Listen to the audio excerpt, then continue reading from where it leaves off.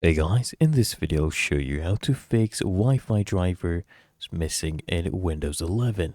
Now, the first thing I want you to do is right click on your start icon here at the bottom left and then click on settings.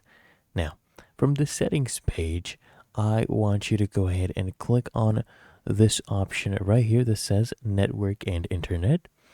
And then I want you to basically scroll here all the way down, scroll and click on network reset.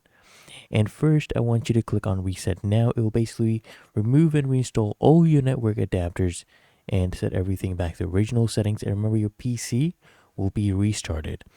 And once that has happened, I want you to just right click on your internet, icon right here. Click on open network and internet settings. And this will basically open up. And then what I want you to do is go ahead and click on network and sharing center. Okay.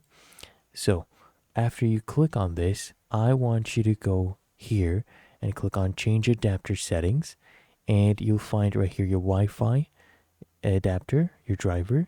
I want you to just right click and make sure it is enabled. So if you see right here it says enable, I want you to click on it and then it will work. Really that easy. If you found this video helpful, make sure you smash that like button and subscribe to the channel.